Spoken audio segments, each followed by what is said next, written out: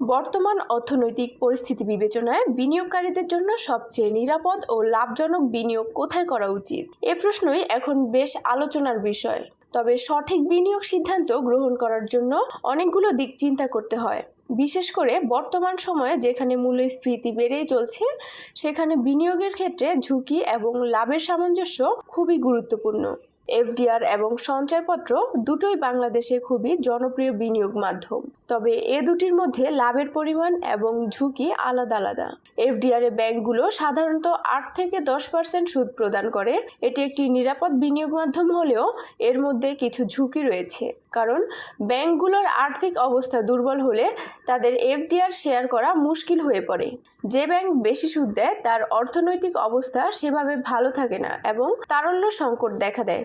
তবে যেসব ব্যাংক আর্থিকভাবে শক্তিশালী তারা এফডিআর থেকে কম সুদ দেয়। এদিকে সঞ্চয়পত্র একটি বিনিয়োগ মাধ্যম হিসেবে পরিচিত। যদিও সঞ্চয়পত্র ভাঙানো যায় না, তবে এটি বিনিয়োগকারীদের জন্য অনেক নিরাপদ এবং উচ্চ সুদের পরিসর প্রদান করে। সম্প্রতি বাংলাদেশ সরকার সঞ্চয়পত্রের সুদের হার কিছুটা বৃদ্ধি করেছে।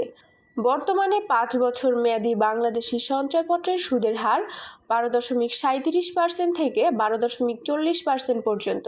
এছাড়া 3 মাস মেয়াদী সঞ্চয়পত্রের সুদের হার শুরুতে 12.30% এবং পরে 12.50% হয়ে যায়। বর্তমানে সঞ্চয়পত্র, বিশেষত সরকারি সঞ্চয়পত্রগুলো অনেক বেশি নিরাপদ। এতে বিনিয়োগকারীরা সঠিকভাবে তাদের পুঁজি রক্ষা করতে পারেন। তবে ব্যাংকগুলোর এফডিআর পরিসরে কিছুটা ঝুঁকি থাকার কারণে বেশিরভাগ নিরাপদকারী সঞ্চয়পত্রকে প্রাধান্য দেন। মূল্যস্ফীতির এই সময়ে এফডিআর বা সঞ্চয়পত্রে টাকা রাখলে প্রকৃত লাভ অনেকটা কমে যেতে পারে। তবে বিনিয়োগকারীরা যদি দীর্ঘমেয়াদী চিন্তা করেন, তবে সঞ্চয়পত্র একটি ভালো বিকল্প হতে পারে। তবে এক্ষেত্রে যাদের নির্দিষ্ট প্রয়োজনীয়তা রয়েছে তাদের জন্য এফডিআরও একটা উপযুক্ত বিকল্প। সুরাইয়া আক্তার, সুমাইয়া, অবর্ণিত সংবাদ, ঢাকা।